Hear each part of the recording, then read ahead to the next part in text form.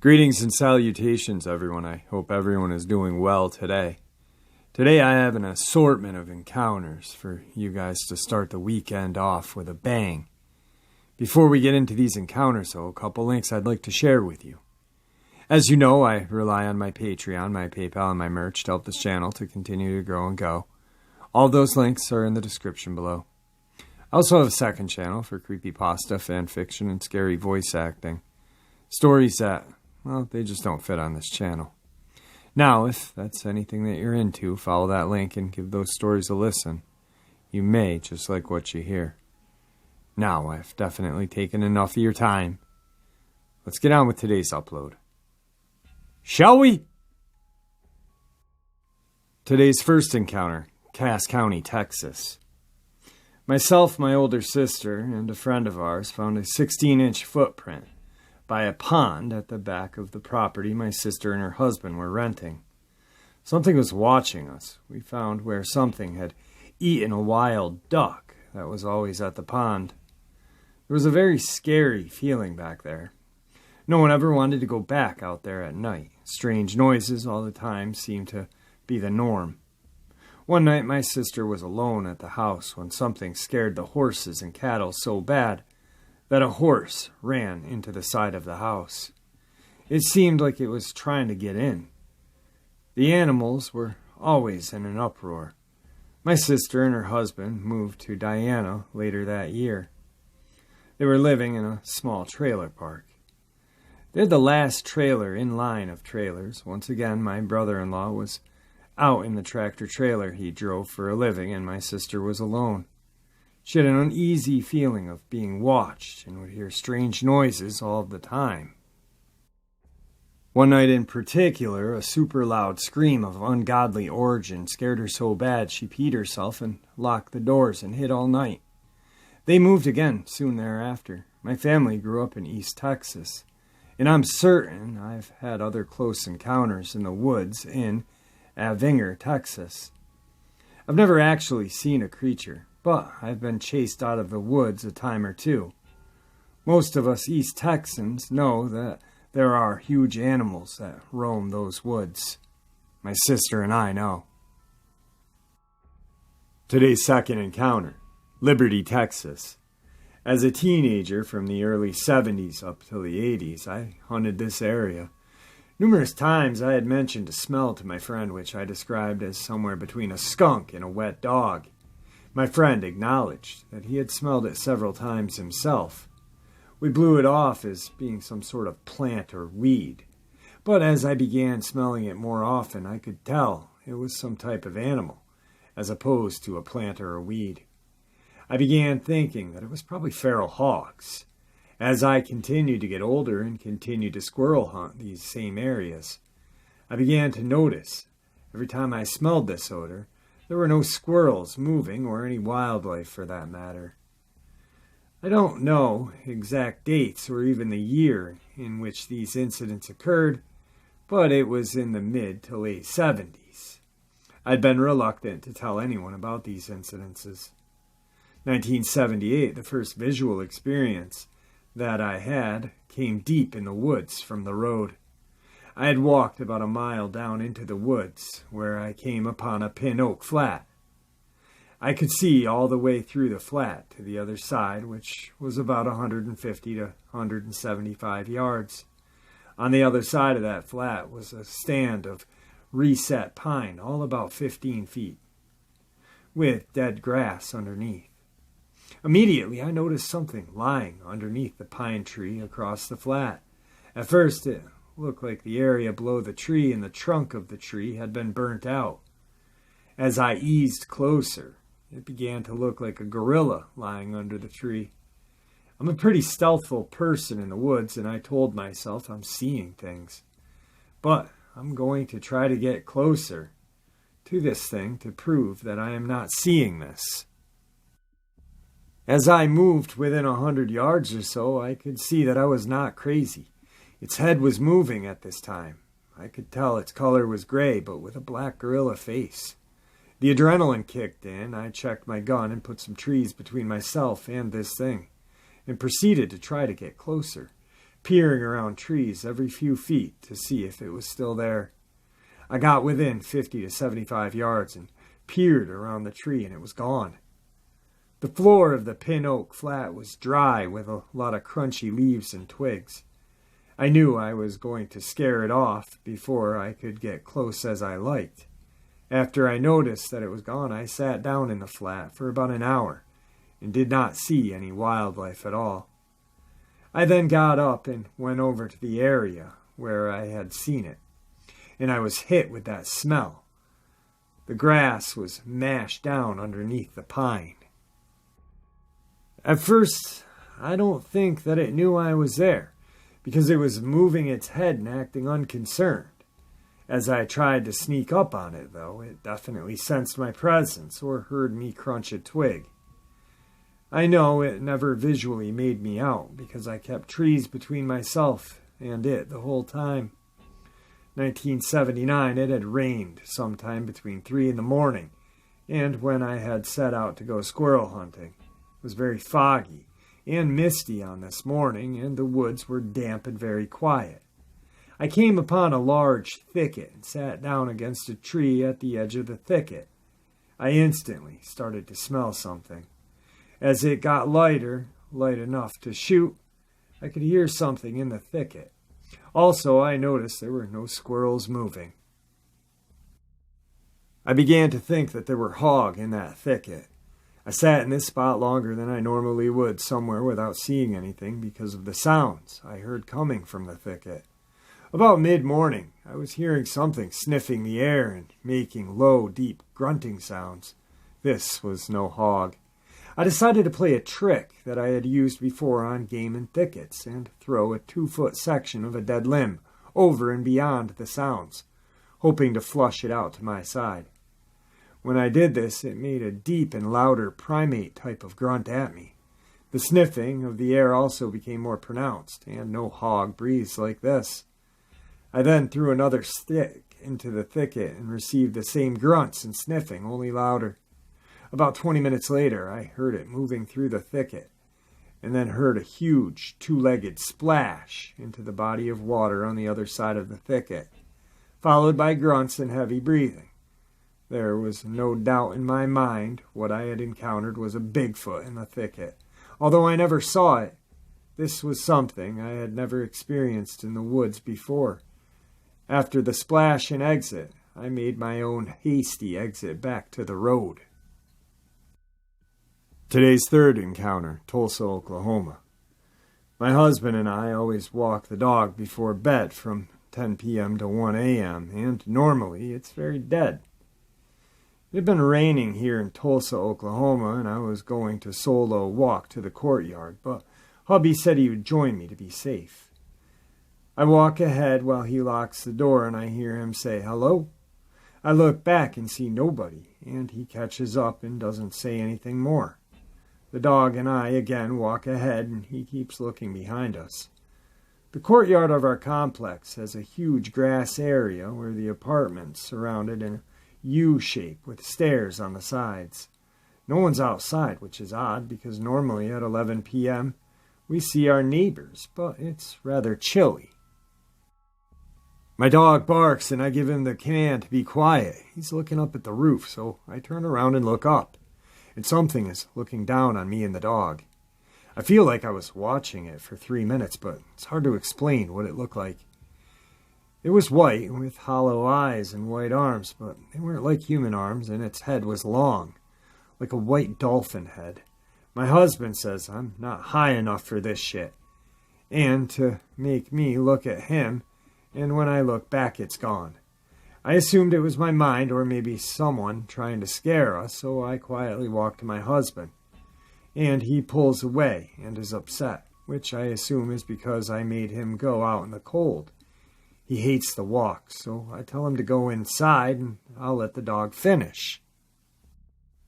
It isn't raining, but you can hear tin roof noises. The dog seems as kind of scared, so we just head back with my husband and the dog ahead of me behind a bit. Then I hear a loud bang on the stairs. Our apartment is along the same hallway, so I get almost to our door and turn around, and I see this thing on the stairs and start walking backwards. I feel very sick and feel my anxiety kicking up an attack. So I just quickly run to our door so I can peek out and see it. I ask my husband for his phone, but before he gives it to me, I hear a weird noise from the opposite end of the hall from this thing.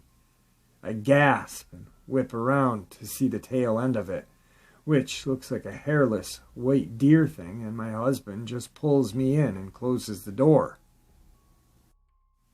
He said he got spooked when we first went out, and his mind played tricks on him, and he explained what he thought he saw, saying exactly what I saw. He saw it at the end of the hallway where I last saw it, but when we first went out, it leapt away. Then again, when I saw it looking down, which is why he said he wasn't high enough for this, after my panic attack passed, I explained to my husband what I think I saw. I don't know what it was, but it was huge and fast. Today's fourth encounter. My mom used to make me stay with my grandma, who lived about 3.5 miles away, close to Lake Nicaragua, which is infested with bull sharks. The area where Grandma lived was under constant construction, and the city was deforesting the area to make more homes.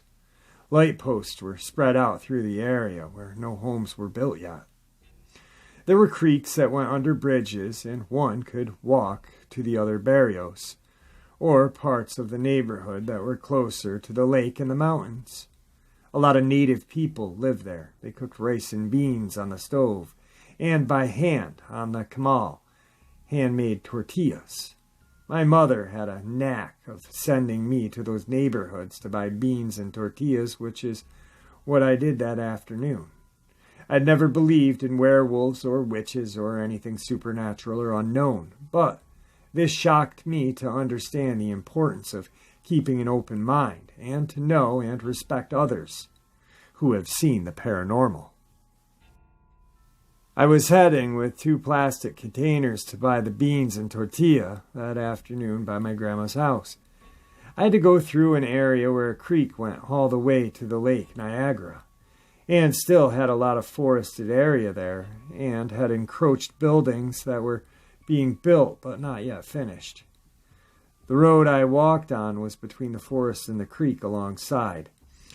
As one got closer to my grandma's neighborhood, the unfinished buildings were apparent, with few trees about, and the creek became part of the waterway.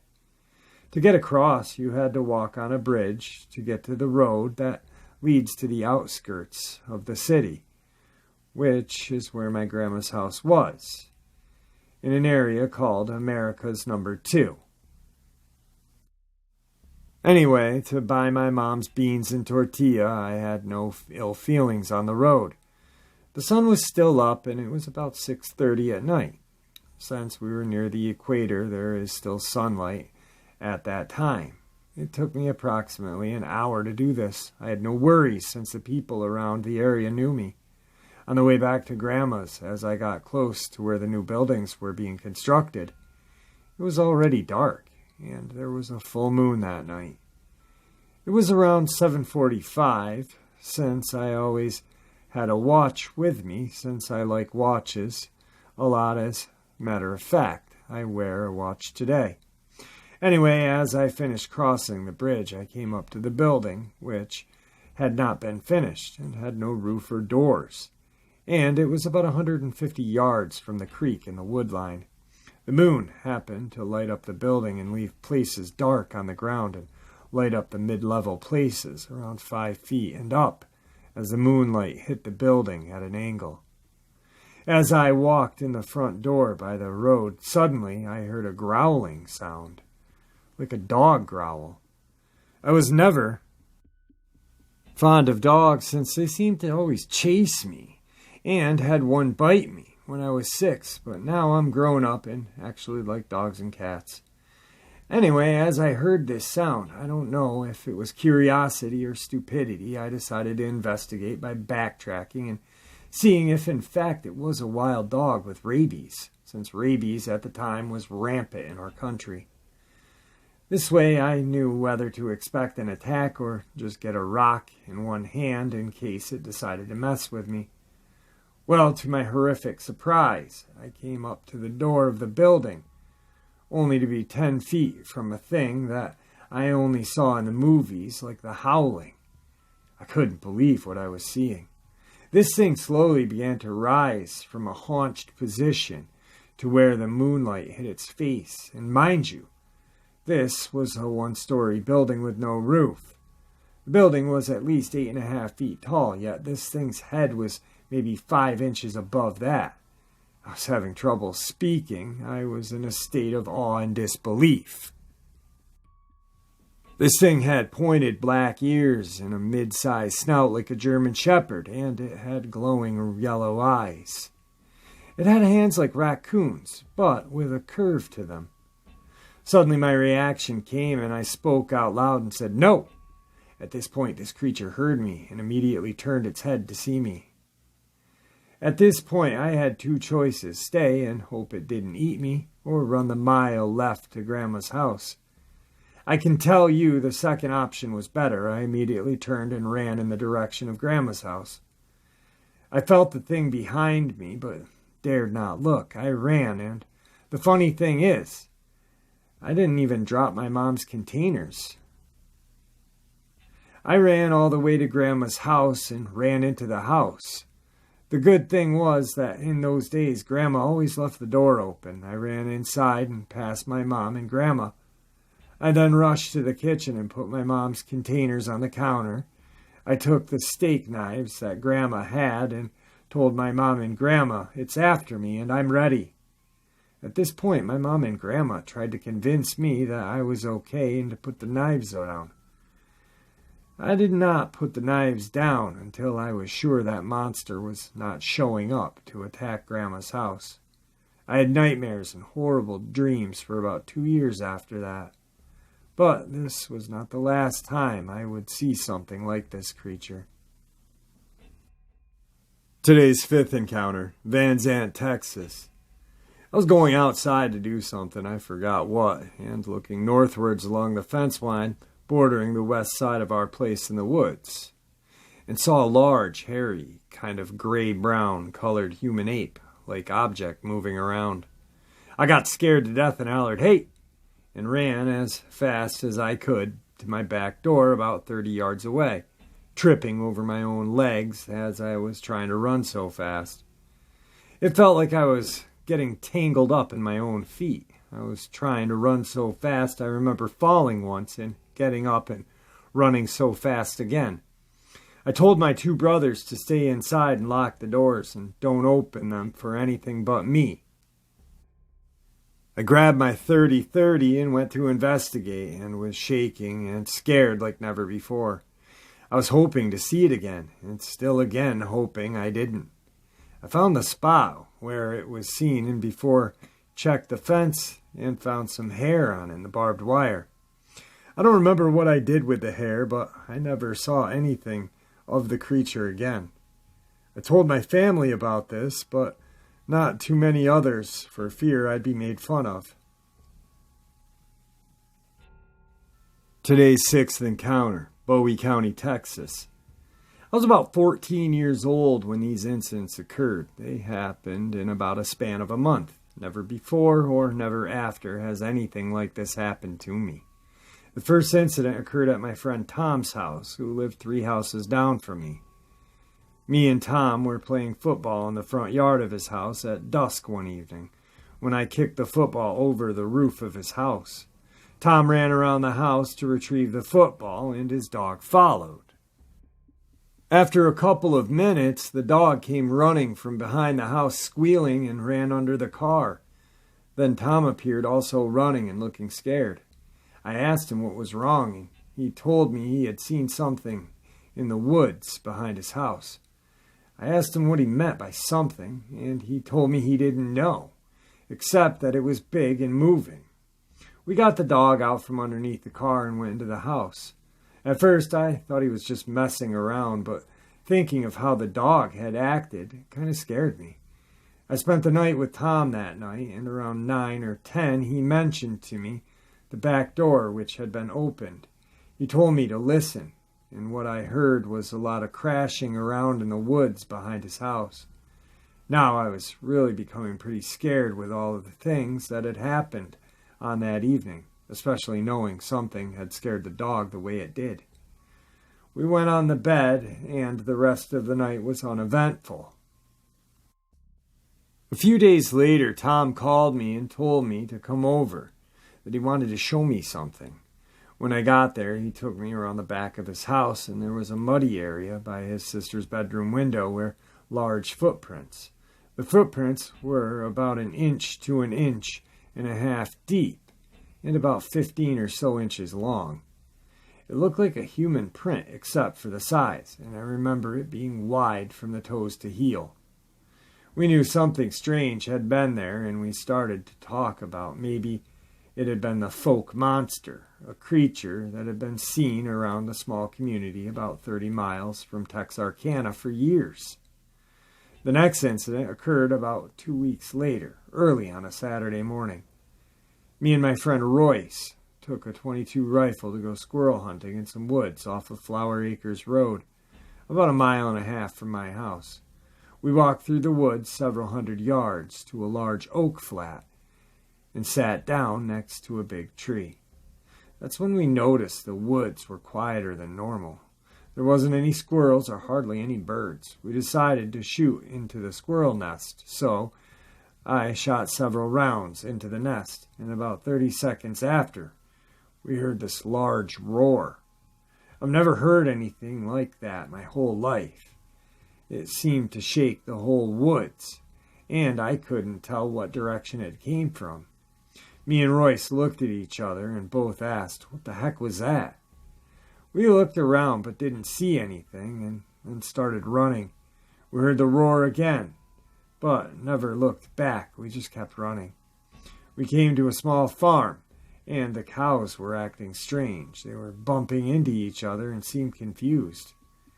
We didn't stop running until we were back to my house. We told my parents what we heard, but they didn't take us serious and just thought we had overactive imaginations. To this day, I can still remember how that roar sounded and probably won't ever forget it. The last incident didn't happen to me, but 2 of my friends, one who lives at that small farm I had mentioned earlier. One day I was telling my friend Tracy about my experience in the woods hunting, and he said that he and another friend, Tony, had seen something in the woods as well. Tracy and Tony were riding their bikes along the same trails that went through the woods. These trails were always very dimly lit because of the canopy created by the tall pine. They had parked their bikes along the trail and were just shooting the bull when they heard the noise about 100 yards up the trail. When they looked, they saw a figure that Tracy said looked like a big man in an Eskimo coat.